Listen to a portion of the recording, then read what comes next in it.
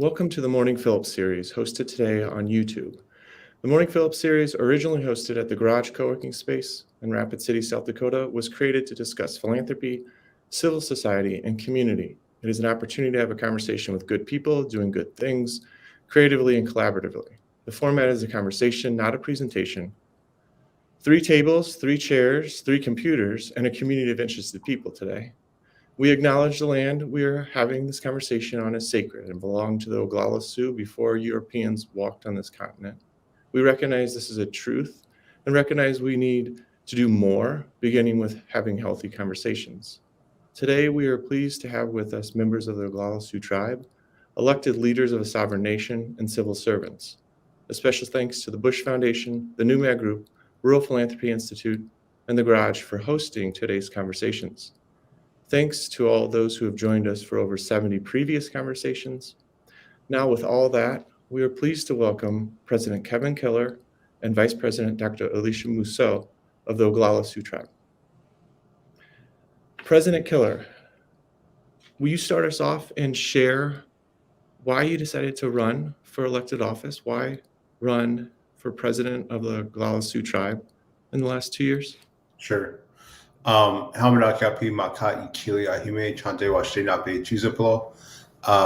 our greeting in Lakota. I shake your hand with a warm and good heart. My Lakota name is Close to Earth, and English name is Kevin Killer. Thank you, Matt, for the question. Good to see you. Good morning, everyone. I guess one of the reasons that I guess the main reason I ended up running for office was, I transitioned out of politics in 2018 after serving 10 years in the legislature. I thought, that's a long time to be in office, and I told people I was taking a break. And I was, in some ways, I was hoping it'd be a longer break. But, one of the things that came up was, people were I think over those 10 years, when I was in office in Pure, people always asked, will you consider running for the president of the tribe? And at the time I was like, okay, I'll think about it. But, it wasn't a hard yes, hard no. I was just really focused on serving the legislature. And, after 10 years of being there, I just felt it was a good time to reassess things and all that. And, just try something different. And one of the things is I did over those 2 years is actually work on a truth and healing fellowship with the Open Society Institute. And one of the biggest things that kind of came out was really, and over that time in office was, reconnecting with spirituality. And, I think just with that time and just, with that reconnecting and all that kind of stuff, and seeing how valuable politics was, again, people were asking me, it never fails. It's like, hey, will you run again in 2019 or I'm sorry, 2020? And again, I was like, well, I understood kind of the stress. I thought I understood the stress of the job and the enormity of it and all that, but I was like, I'll think about it, and again, that was my typical answer. And I went into Sundance, and I prayed about it. And at the end of that Sundance, I really was able to kind of focus and say, okay, that this is something that I needed to do. And I think at the time, and I said, okay, I'll put my hat in there. I'll actually run. And there's 10 other candidates, so people will have their choice. So it's not like we're choosing from 2 or something like that. But people had their choice. There is 11, and sure enough, I think just with being able to campaign on the reservation, from my experience and working all that, I ended up getting into the top 2 as in the general election. So that was a little bit about how I ended up coming to that decision. Again, it's about prayer, and it's always opening the day with prayer, and just making sure that we're always looking having spirituality kind of guide, the actions of what we do. So I think it's really important that we focus on that, in my term anyway. And it's just really important that as we keep moving forward, it's we start returning to that form of government, especially for Lakotas, because that's how we traditionally led. Is that usually it was our spiritual leaders that helped guide us in a way. So. Thank you, President Killer. Same question, Vice President Dr. Mousseau. Why run? Well, good morning, Matt. My name is Alicia Mousseau. My parents are the late John and Bear Mousseau. My grandparents are the late Lena and James Mousseau, and we're from Porcupine, South Dakota. My Hunka parents are Howard and Karen Spoon Hunter Brown over on the Wind River Reservation. So good morning, everybody. Why run? That's a great question. I'm a clinical psychologist by training, and I did research before, and just wanting to know how to create change. And I know we always tell our students in our communities to go off and get your education and come back and help your community. I came back and tried to be a researcher and tried to and was successful by those, by standard terms, but saw the capacity deficit. And wanted to figure out how to create those pathways for our students through our tribe, and what other pathways can we create for our young people, our future generations through our tribe, and what can we create now too, right? We have a lot of needs right now. So really just, always kind of felt like, public servant in our, I think all of us do down here. We all try to help and contribute to our communities, but wanted to figure out how to do that through the governmental system. So decided to run, and like President Killer also was elected in, and it's our first term together. So I'm happy to serve, and it's one of the greatest honors to serve in this capacity for our people. Thank you, Vice President Mousseau. President Killer, you referenced your 10 years in public service at the legislature in South Dakota. Could you provide us one similarity and one difference from the legislature to serving the Oglala Sioux Tribe? I think the commonalities of both is, as the Vice President referenced, is you're serving a community. I think that's a pretty strong way to look at it, because it's something that not to be taken lightly, and and there's just different issues when you are in both offices, but really at the end of the day you're serving your community.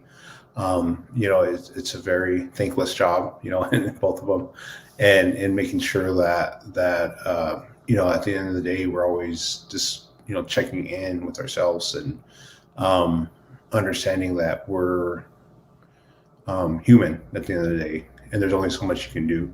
Whether you're a state representative or tribal president or vice president, there's only so much that we can do, and because we're limited by constraints of time, we're limited by constraints of energy as being a person, human, and also just by parameters of government position.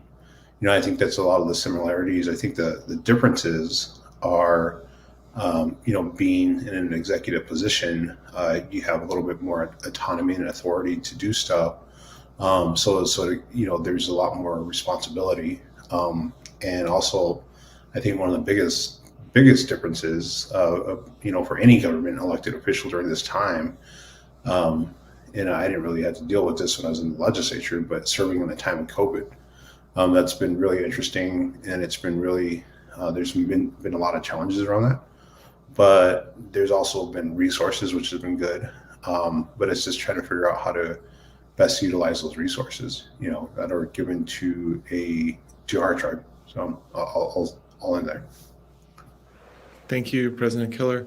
I want to talk specifically about COVID and in a minute, but before we move there, what, Vice President Mousseau, how would you describe an average day as the Vice President of the Oglala Sioux Tribe? That's a great question too. I think it varies. It varies. Like I have some things that are set on my calendar, whereas before, like there were set meetings and things like that, and I really utilize my calendar. But you never know what can pop up during the day, and that's part I enjoy too. And like President Killer said, we do have a lot of responsibilities, and things pop up, and we try to tag team things, and we try to split things up. So because like he said, we are human, and so we try to help each other as much as we can with the mini consultations and things that'll pop up. Actually, even the White House Summit popped up for us, and I had to change some travel because they let us know the week before, and we really wanted to get our voices out there and be a part of that conversation, and so we changed our travel, or I changed my travel. But things will just pop up, and that's the nature of these positions. And being a public servant, I think, is just being prepared. There's so many things under the umbrella that we deal with on a day-to-day, on a week-to-week, and things that just pop up that we didn't even know were there. And so that the day-to-day, it varies, but I truly enjoy being able to problem solve and try to be quick on our feet and try to come up with solutions, or even just start the conversation about how we can move forward. So that's usually the day-to-day. It varies. Some things are on there for regularly scheduled. We do have a regular COVID-19 meeting that I attend every week, so that's pretty regular for me. And that nothing really gets in the way of that for me. But yeah, it just varies, and it's pretty exciting, and it's I truly enjoy it. So. Thank you, Vice President Mousseau. President Killer, anything to add to that, to an average day for yourself? Yeah, no, I think as the vice president said, it's you can set your calendar, but there's always going to be something that throws it off, or and it's crazy because literally, in this office as president, no day, from my views, really ever been the same. So it's literally every single day is almost different, and as a person who are usually, as people, I guess, usually used to routine, that's something that I guess you just have to get used to. And again, and I think that's probably the biggest thing is just getting used to being flexible. That's the best way I put it. So yeah. Well, and with what you both have just shared, we just are so grateful for both of your time, especially during this time, towards the end of the calendar year, and Lakota National Invitational in full swing. I think it would be helpful if we can take a step back.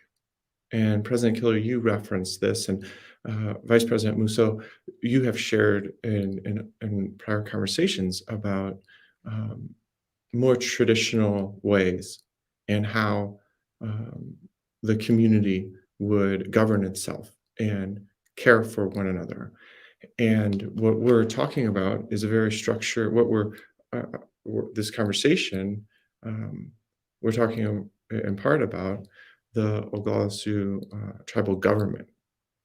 And I'm wondering, President Keller, could you provide a brief history on the governmental structure that is now the government for the Oglala Sioux Tribe and for many other tribes, that structure and how we have come and grown to that? Yep. I'll do the best I can. I'm probably going to leave some things out, but for the most part, our tribe and our tribal homelands were established by treaty. The treaties of 1851, 1868, Fort Laramie treaties, and I think actually we have numerous through this current presidential administration, we have numerous tribal members actually being installed into the federal government, through different agencies and all that. But one of the things they're working on is actually a treaty database. And so if the viewers want to look at that, that should be coming up shortly. I'll send you the link out, Matt. I'm not sure if there's a follow-up with all the viewers and all that, but we'll send that link to that. But basically it's been established by those treaties, and from that, our homelands were established, and Fast forward from 1868 to, I want to say 1934, 1935, under the Indian Reorganization Act, IRA, there was the tribal governments were actually given authority to set up their own offices and all that. And that's not without dispute or anything like that.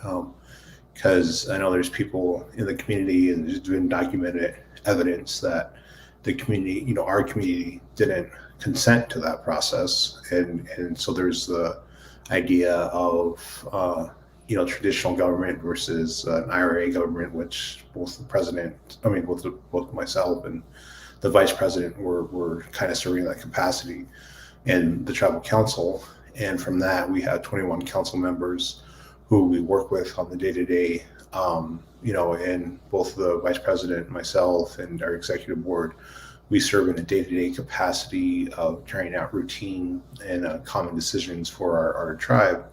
The heavier stuff is left to the body of the council to decide some of those items and issues and all that. There is consultation stuff that I have to do that I'm allowed to do in the office of the president. And also to help negotiate and bring in opportunities that might arise for the tribe, whether it's business or education or arts or anything like that. Just making sure that we're always just looking to the forefront and just making sure that we're always a part of this. And part of that is also working with other government entities, whether it's federal or state, and that's usually left to both the president and vice president. We've been tag teaming that in different capacities, so it's been really interesting. But hopefully that helps a little bit. Thanks, President Keller. One of the differences that I understand, and please correct me, Vice President Mousseau, President Keller, the U.S. government elects the vice president and president on the same ticket and for 4-year terms. And the way that the elections have been set up, dating back to the 1930s, the terms are 2 years and separate tickets. Is that correct? I want to say I don't know the whole history of how that originally kind of set up, but I'm not sure, Vice President, you might know better. But I don't want to say something that's wrong. All I know is that we did have vice presidents back in the establishment of the government, and actually I believe it was my dad's dad who was the first vice president of our tribe. And so it would be my great grandpa. But I think from that, I'm not sure if he was elected or appointed and how that process changed. But I think that's right. What I think strikes me in limited knowledge that regarding tribal government has been that so much has been placed early on in the creation of the government structure onto the tribe, and that there are significant efforts to continue for that to evolve, and a number of efforts to better represent the tribe in a way that's not been placed upon, if that makes sense. I want to go back to COVID, and Vice President Mousseau, you, I understand, have led the COVID response. Would you share a bit about leading the tribe during this time around COVID?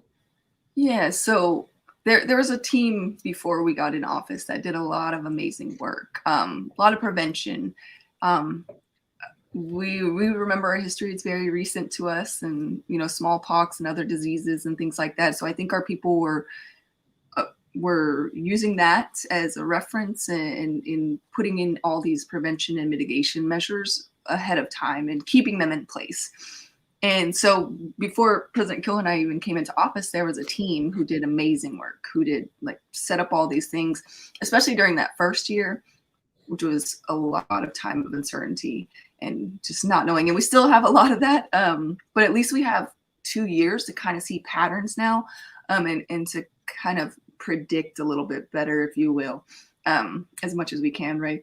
But yeah, there was a team already in place, and they are truly the leaders of this. And, you know, they had floated from, I believe, the president's office to, I don't know if they went to a different committee first, but then they ended up in Law and Order Committee. And so they were the response team, the COVID-19 response team and task force was under the Law and Order Committee for a while until we came into office. And then I mean, we're going to be in this for a while. It's a virus, and the nature of a virus means that, you know, it'll mutate, as we are seeing with Omicron and these other variants.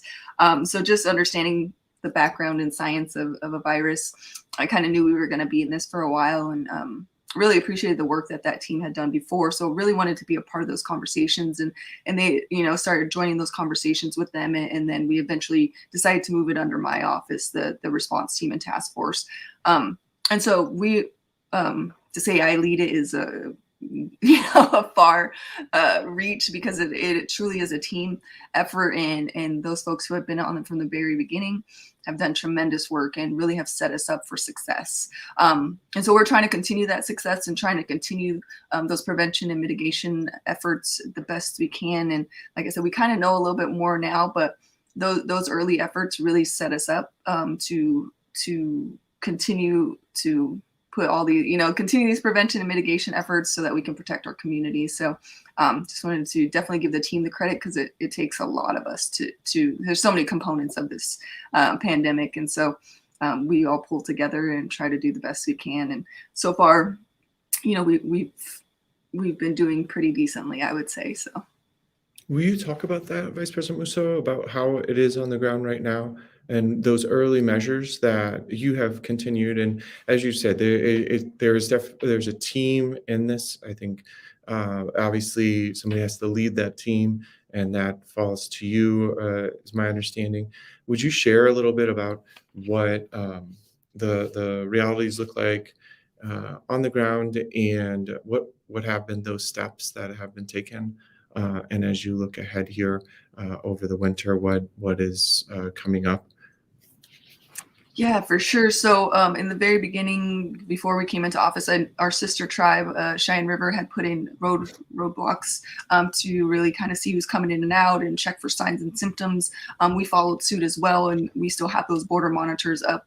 Those were utilized with some funding we got from the CARES Act. And so they are still up. And, you know, so that's still in place, but also we've had a mask mandate that's been in place since the beginning. You know, we also look at capacity of our businesses, and we have a risk alert chart, which we, I think we developed that in May of 2021. And so we've been utilizing that risk alert chart. And so our risk level is different here, right? So how we assess our risk is different than how Rapid City assesses their risk, or any other municipality or state or anything like that. And so we look at our risk level. We know we have high risk population with some health disparities that we have down here with diabetes, and you know, and we also just really care about our elders and our vulnerable populations. And so you know, our elders are wisdom keepers, and we all understand that and know that and take that to heart, and that's just a part of who we are. So these prevention and mitigation strategies that have been put in place and have stayed in place, like the mask mandate, the border monitors. We also have a vaccine mandate for tribal employees. We are going to start a vaccine mandate will be going into effect for our students. I believe in January. We have a vaccine incentive that we're giving as well for people to get vaccinated. You know, the vaccine is a tool we didn't have, and now we've had it for a year. We really want to encourage that, because we do know with these different variants, like with Omicron, we're hearing the booster is the best defense against Omicron, and we know that there will be more variants coming. So we're just trying to use all the tools we have and looking at our risk levels and things like that, and using that to guide us and talking to our community. We have a Tuesday update every week with the Great Plains Tribal epidemiologists to let our folks know. It's on our tribal Facebook page, but just to let them know what the risk is, what the numbers are, so they can assess their own risk of their household, and just trying to have those conversations with our community about what this is. This is a pandemic. We've never been in a pandemic before. How can you protect yourself, your family, your community, and our nation? So we try to have those conversations every week, and we try to just keep communication open about it and continue to put information out for our community as best we can. I know people get overwhelmed with it, or like we have pandemic fatigue too, and all those things. But I think at the back of all of us is that, we want to protect our community and our nation and our families and our elders and all of our people, because we know what viruses can do to our communities. So, Vice President Mousseau, thank you for that. And where are we with the vaccine levels on the Pine Ridge?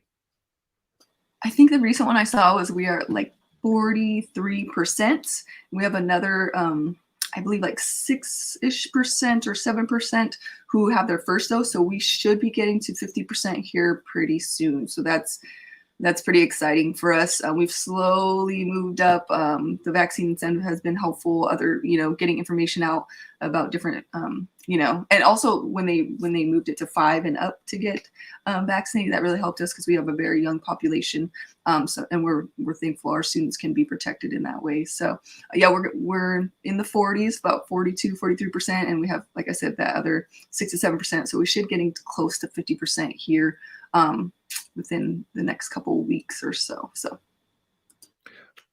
thank you. Obviously, this as throughout the United States and the world, the pandemic has taken on so much of the focus of governments, of communities. President Keller, in addition to the focus on and management of the pandemic, what has been another focus in your first year as president of the Oglala Sioux Tribe? Sure. I think the other big thing that's come up was actually, through this and through the COVID pandemic, it highlighted and exposed a lot of inequities that existed in our community. And, a lot of those inequities were around education, healthcare, economics, all that kind of stuff. And so, through, I think initially the CARES Act, they were distributing funds for emergency relief and pandemic relief and all that. And part of that could be used to establish, just a response to COVID. That was in 2020, I believe. And under this current administration, it just, again, it just brought to the forefront so many issues that have been plaguing not only reservation communities, but also rural communities. And I think areas, as rural state, we have a lot of those issues that we have to deal with, whether it's distances to hospitals, availability of fresh foods, living in a small town or anything like that. It really kind of brought that to the forefront and said that how can we kind of improve that? So part of it was that, each state and each tribal government, because tribal governments are, on the same level as states, received an investment. And for tribes, it was a historical investment of resources. And that's something that we've been, working with. I believe we gave a disaster relief payment to our tribal membership. And that for the first time for all the stuff that they had to deal with. And, that's something that they, that's something that's historical. That's never happened before.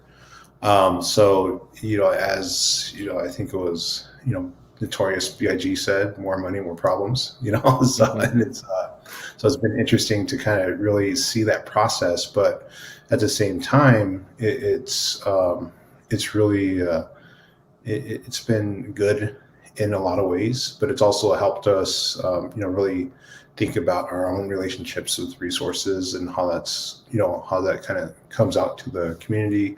And a lot of our focus has been around that.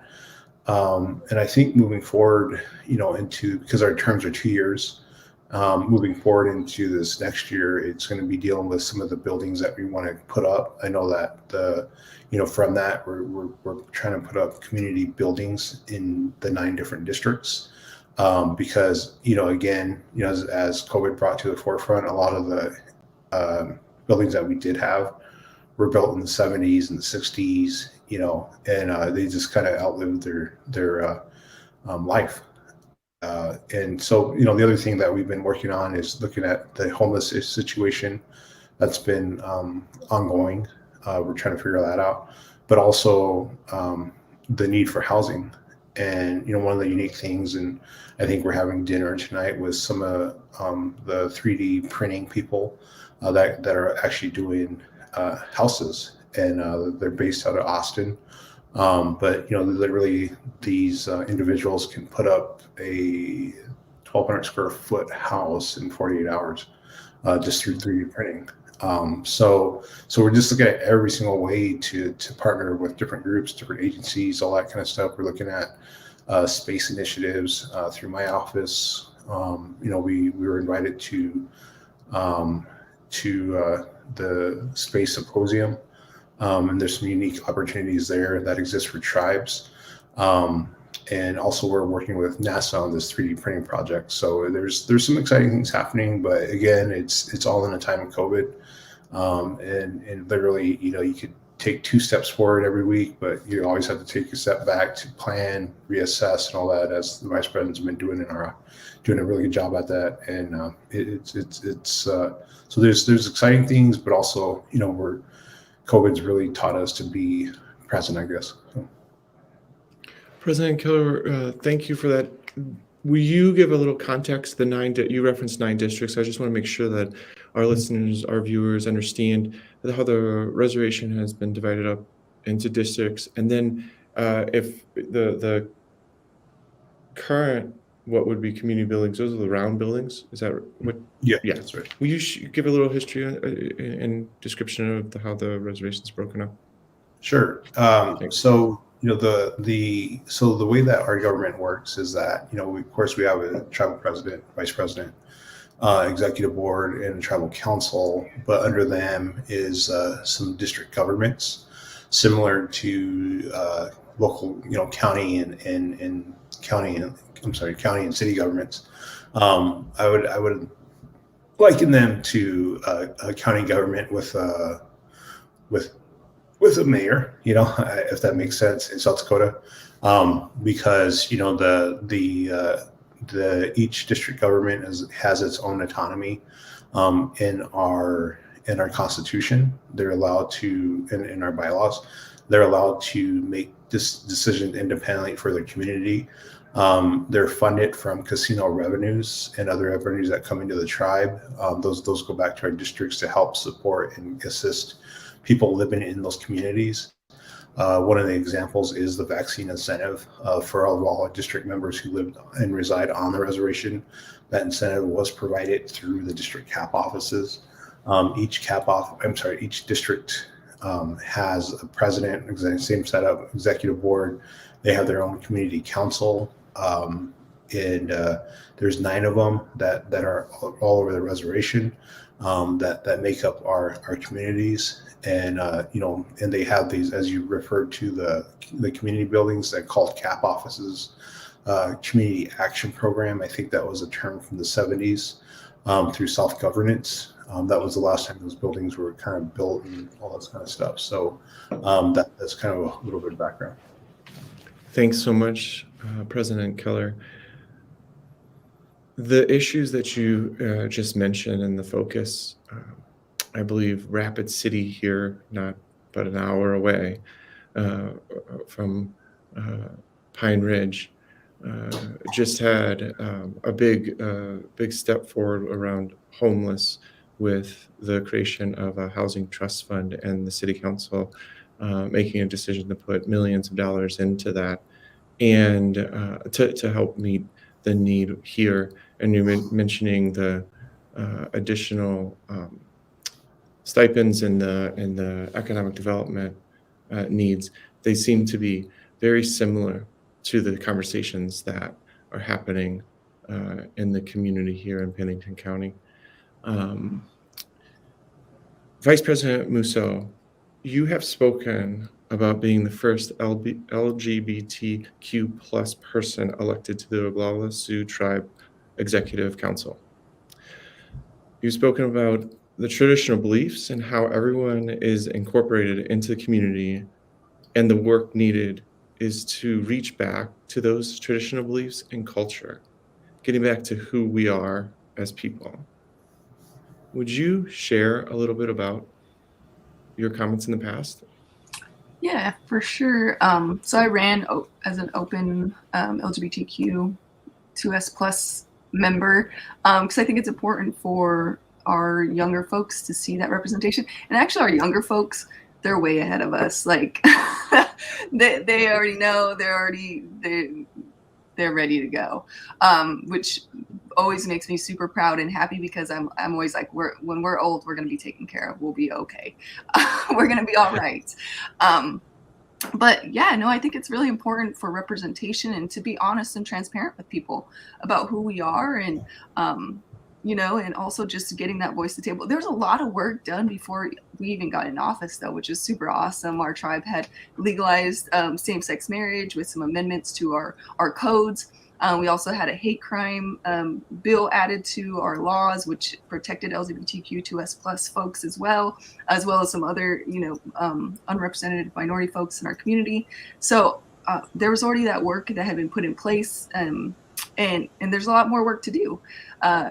And I think just having those open conversations and being transparent about who we are and is important for many, many reasons, right? But I just wanted to be honest. And also, I just knew that our community, traditionally, we have those understandings that LGBTQ2S plus folks in our community have always had a place. And it's never been, it's been a place of honor, really, and I think our community has done a really good job of doing that with all of our people. If there's anything that sets someone apart, we really try to look at that and say, what are the gifts here, and how do these people contribute to our community, and how can we bring them in and really honor that and respect that. And I think our community has always done a really good job of that traditionally, and so I think that's there, and I really wanted to bring out our community has a lot of strengths, our tribe has a lot of strengths, and really wanted to, I've grown up with that, and wanted to also let people know that that's there, who aren't a part of our tribe, because there's a lot of stigma outside of the tribe, with different folks in different communities, but we have a lot to contribute to this conversation as a tribe, and a lot where we can truly help other communities move forward too. So I just want to be transparent, open, and let our youth know that no matter what, they can see themselves in these positions as well. Thank you, Vice President Mousseau. President Keller, when you think about what has provided you the skills and the talent and the leadership to lead the Oglala Sioux Tribe where has that come from in your life? I think part of it is, one is understanding, my own family history. I think one of the things that, we sit there, as Lakotas, and, I happen, my mom's Kiowa, so I'm half Kiowa and half Lakota, or half Oglala. And part of it is really looking at our family histories. And even on my mom's side, there's the traditional chief. His name's Satanta. It looks like Satanta, but he was really well thought of for our own tribe in Kiowas. And on my dad's side, I think there's kind of a legacy of leadership through my grandpas who served in World War II. My great grandpa, and as I referenced earlier, I think my great great grandpa, who was the first vice president. But even, the last name, White Cow Killer, was supposed to be Pete de San Wichakte, which was White Buffalo Killer. But even that, well, I think he lived in Crazy Horse's band. He wasn't a direct descendant of Crazy Horse, but he looked at Crazy Horse for his leadership, and he went around with Crazy Horse, and that was the right of every Oglala, every Lakota. They had the autonomy to choose who they sought for leadership. And through Crazy Horse's band and all that, I think my great grandpa, White Cow Killer, actually married into Red Cloud's band. So there's just some really interesting pathways that we have there. And a lot of that, I didn't realize a lot of that until I actually start living and residing on Pine Ridge when I was 22. And I spent basically half my life there. And the other half I grew up in Denver, but and then part of that actually, and it's kind of crazy because I ran for office at 29.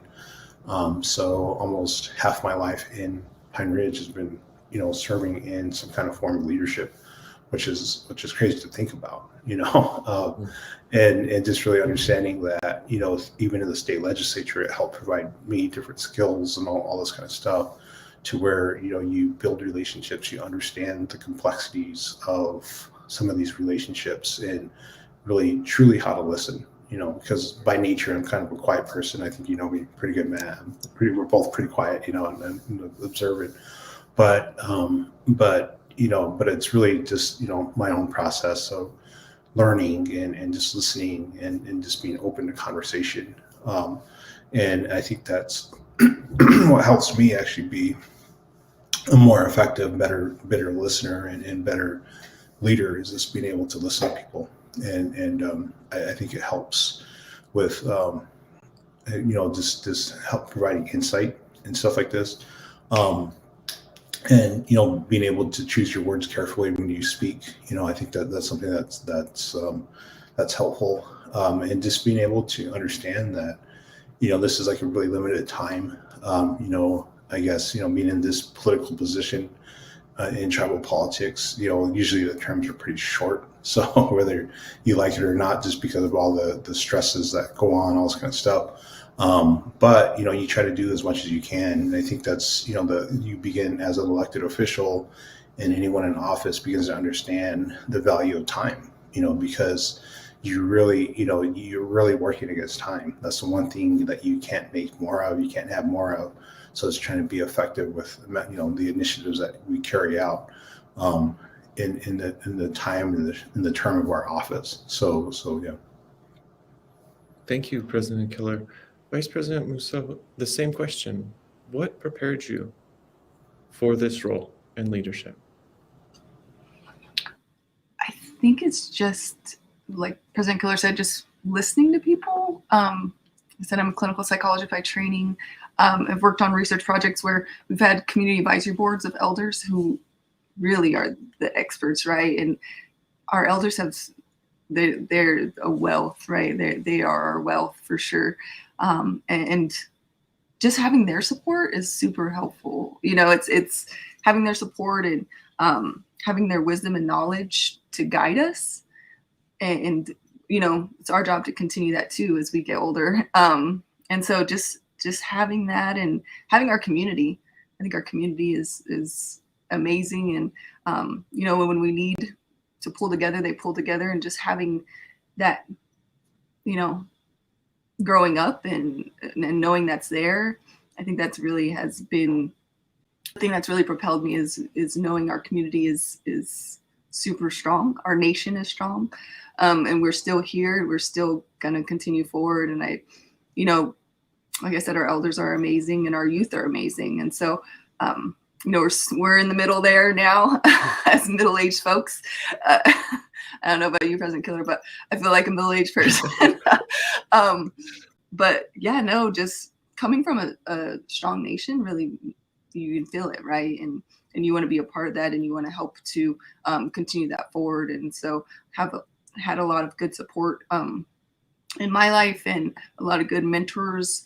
And so that's really what has prepared me, and being able to listen. I really truly enjoy listening and trying to understand and trying to move things forward. So that's what has prepared me. I think, I don't know if we were ever really prepared, but you learn along the way and you adjust too. That's a great, thanks for sharing that. That's a great, we're going to transition to exactly that. What this year has each of you learned that you, in this first year elected office? Vice President Mousseau, would you start us off there? Just one thing that stands out that you've learned this year that surprised you. That surprised me? There's a lot. I think there's a lot, and I think it can be on various levels and things like that. Like I always mention, I have some youth or some high school interns in my office, and they always surprise me and amaze me, and very proud of them. And so our youth are always surprising to us, right? And but also we know they're amazing, so not too surprising. But I think the one thing, we've been in a lot of consultations, lots of consultations. And so this new administration is doing a really good job of doing that. And with virtual, we can do that pretty easily. So we've been on a lot of those. And one thing, and you always hear me say we're a nation, because we're a nation. And we need to continue in that, and we need to continue to put that out there, because the more we put that out there, the more that we will be treated as a nation. And I think that's one thing, surprising on these consultations, is that we talk about we don't want to have to go through the state. We shouldn't have to go through the state, because we're a nation. We should be direct relationships with the United States government. And so that's one thing, not necessarily surprising, but I think the surprising part is that we have to say it. We have to continue to push that. Whereas to us, it's just something that's we know, right? Like, we know we're a nation, but we need, like, to me, the surprising part is that we need to say it, verbalize it, put it out there, so that people know that we're a nation and treat us as a nation. So I think that's the surprising part, is that we have to continue to put it, like, we have to explicitly and overtly say that, so that people understand, and so that we can be treated as such.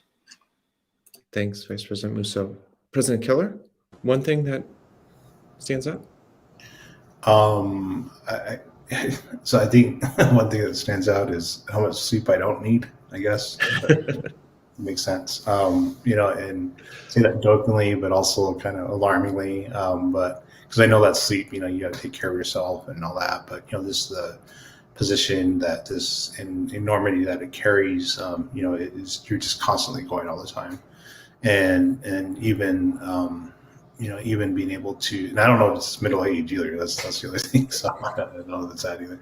But the other thing is just making sure that, we're always just present, always trying to be as present as you can and being flexible as you can. I think that's probably the biggest learning. And one thing that surprised me is just everything that comes at you. You just have to be prepared, as prepared as you can. But knowing at the end of the day, you can't solve everything. And I think that's something that it's just in knowing that a lot of these problems took 100 years to create, and in my lifetime, some of them might not ever be solved. But at least you can kind of work towards that. That's one of the biggest things that I always used to tell people while in the state legislature is that, we had, I think it was President Obama, and he started opening up some of these pathways as the vice president was talking about, referring to as nations, and we looked at as being nations moving out of kind of like the tribal realm. And that's been kind of ongoing since the 70s. But, he was one of the few presidents in my, terms of government in my service, is that, he really looked at his tribes as being nations. And this current administration is actually taking that same approach, because, of course, President Biden served under President Obama, but just having this amount of appointees, at your discretion, who really genuinely want to help because they know it's going to benefit their tribal nation, and so there's a lot of appointees from our Lakota communities, our Lakota nations that are serving in government right now. And I think it's just an extraordinary time, and it's just we're just trying to figure out how do we do the most we can with the time that we have. And so that's why, going back to the sleep thing is that, it's every day is something new. And there'll be other times to sleep, I guess. So. Thanks, President Killer. Would you both have talked about individuals in your lives, and would you pick one mentor and share why? Would you share who would be a mentor, who has been a mentor for you in your life? I guess for me, because I lost, my dad passed at 19. And I lost my mom at, I think, 35. I think that's when we met Matt. I was just coming out of that. I was living in our year of mourning that we do. When we lose a close relative.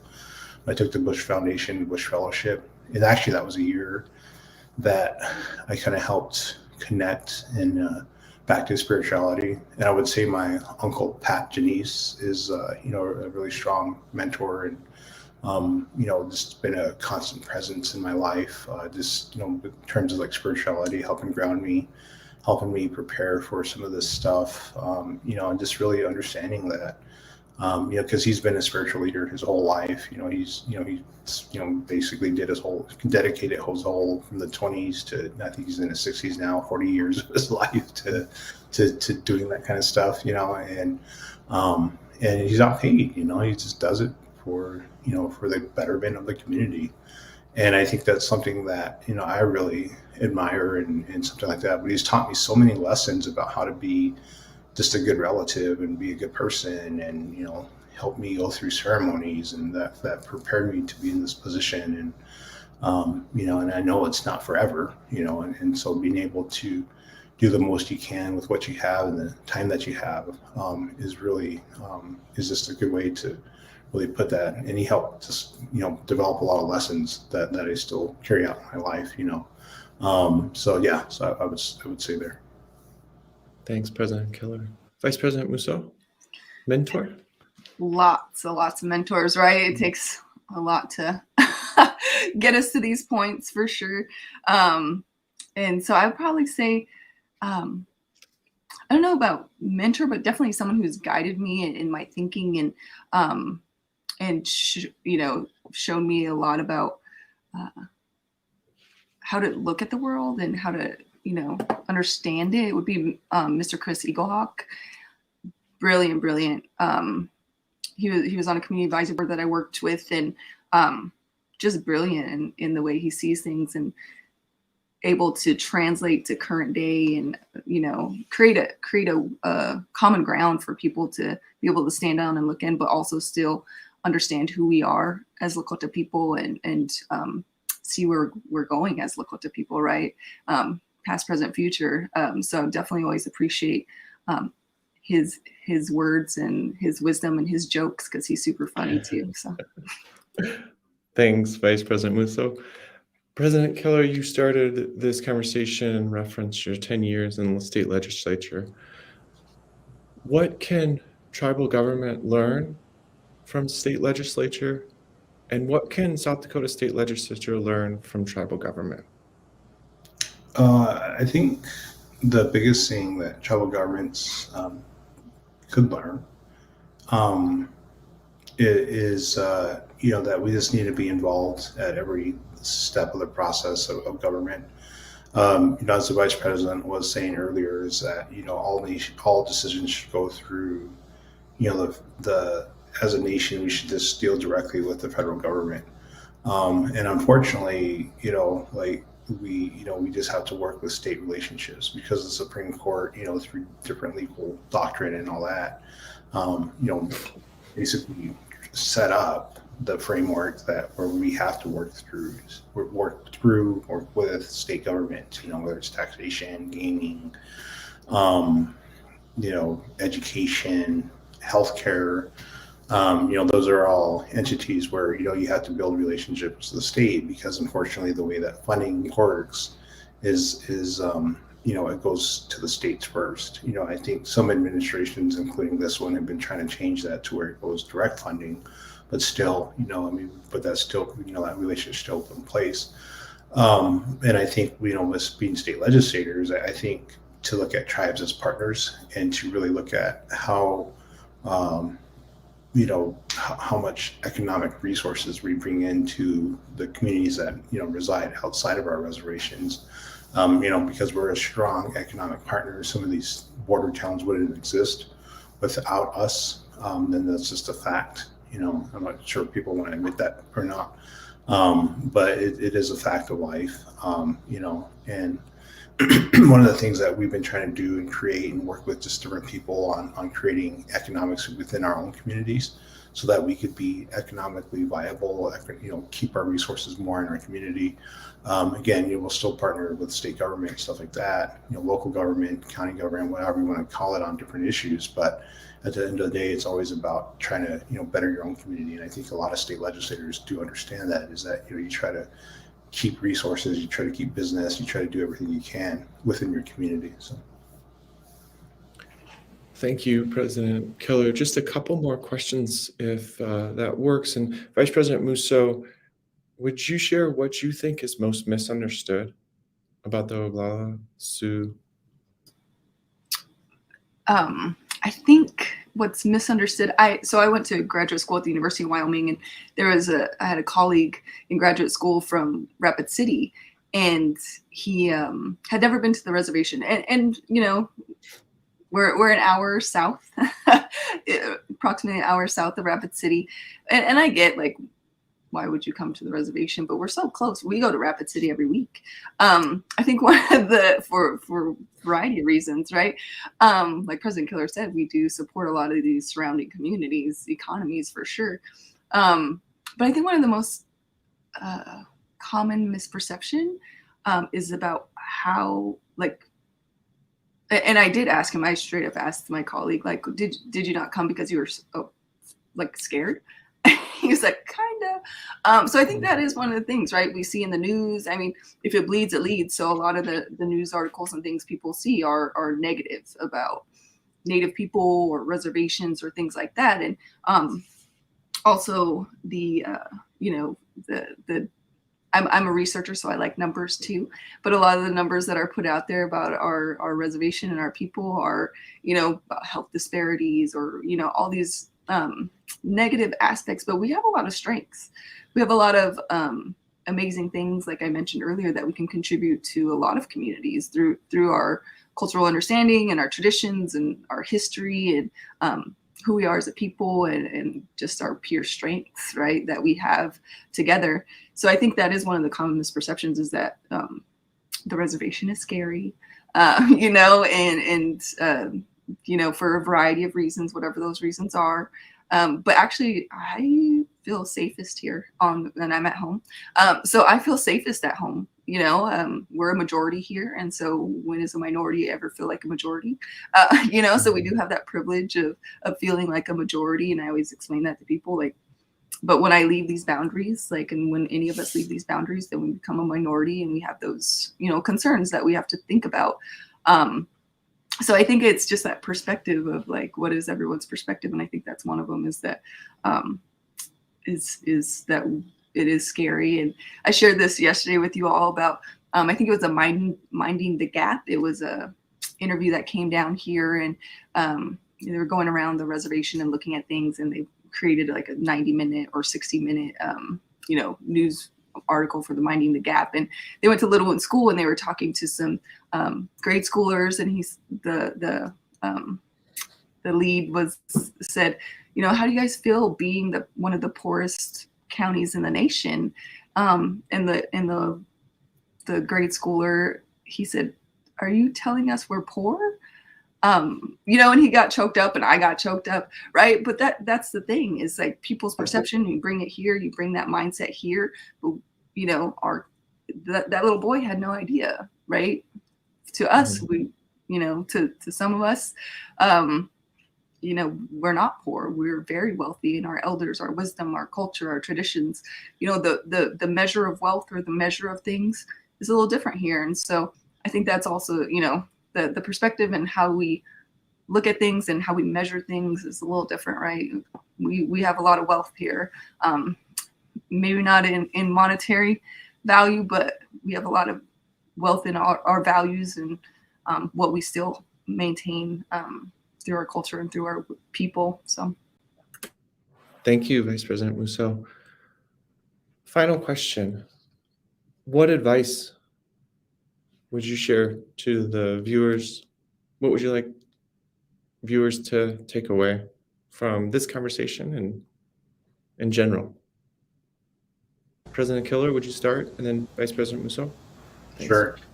I guess, again, I think the biggest thing is being open to just different opinions, different viewpoints, different experiences. Again, that's one of the things I learned through my own spirituality is that,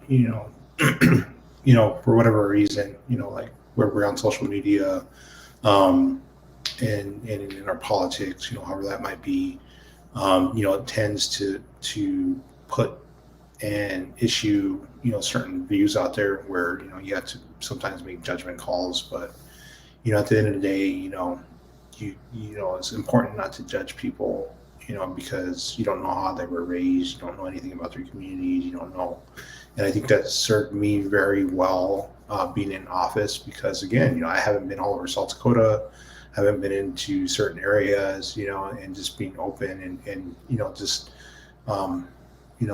assuming good intentions. I think that's something that's kind of been lacking, I think, over the whole course of, working with native, non-native relations in the state of South Dakota is that there's, as the Vice President said, if it breeds, it leads, but there's also been, people profiting from keeping people in conflict and all this kind of stuff and putting misnomers out there, and whether it's, you're profiting politically, whether you're profiting, monetarily, and just making sure that, you come to these spaces, you learn the history, because there's two sides, and understand that's where we're coming from, because we also have a history to the state, this region, that outdates a lot of people who reside here now. People always, I always hear this in South Dakota is that, I'm a proud 5th generation rancher. I'm proud of, and we're 100th generation. I don't know how we can define that, but because we have claims and ties to the Black Hills that put us here, through scientific means and all this kind of stuff. You see fire pits in the Badlands that are, centuries old. So there's, so again, I think this understanding that, there's history, here, history you might not see, but just learning that history of the state of South Dakota, because it's an amazing thing. And I think that for my time in the legislature, I had the opportunity and honor to serve with Bernie Hunehoff, who's an amazing, historian himself, but, just going into all the history of each little town and all this kind of stuff, you're like, oh my God, I didn't know that was there. But, we have amazing history that people can learn from and build relationships around. And I think, that part of this conversation today, Matt, is, doing that. And so thank you again for having us. Thank you for having me. And just being a part to do this. It's a little bit earlier than I'm used to, but it's fine because it's actually getting me set up for the day. So that's a good thing. But yeah, I appreciate it. Thank you, Matt. Thank you, President Killer. Vice President Mousseau. Yeah, I think President Killer, hit it on the historical piece and understanding, because we have to understand, right, a lot of history. Our students are learning about all types of history, especially our own here on the reservation I'm talking about. But I think it's important for all of us to just understand ourselves first, right, and foremost. And we talk about implicit biases and things like that, and how do we look at those things, because a lot of our schools, a lot of our students, a lot of our families are up in Rapid City right now for the Lakota Nation Invitational. So you all will see them out and about, and we always, we hope there's always good experiences that we all have together. because we all have to share this area, this state, this nation together. So, I think trying to understand that a little bit better. And, we had the Ochechi Shakoni, essential understandings be challenged. And that has been, we're going to be looking at that a little bit more. I think we've gotten more time to look at that. So that's important, but it's also important that, we look at all of the folks in Rapid City too, because Rapid City is becoming a little bit more diverse. So that's awesome. And so just understanding the history of the United States, first nation people, and then also the rest of the history. I think that's really important for us to understand all that so that we can have better relationships with people, because relationships are super important. That's what life's about, is having relationships with people. And so if we can figure out how to do that and do that better and continue to work on those and build on those and create those trusting and just good relationships, then I think that's the key takeaway, is trying to figure out how to build those bridges and walk over them together. So thank you, President Keller and Vice President Dr. Mousseau, for your words today. It's a wonderful way to start the day, and lots to think about and to continue to explore and to learn, and really appreciate the words that you've shared, and look forward to future conversations. I hope you have a wonderful end of the year, and truly appreciate the friendship and the conversations. Thanks everybody for joining us today, and please fill out the survey that I think will be at the bottom of your screen, and stay tuned for the next morning fill-up. Thanks everybody. Thank you guys.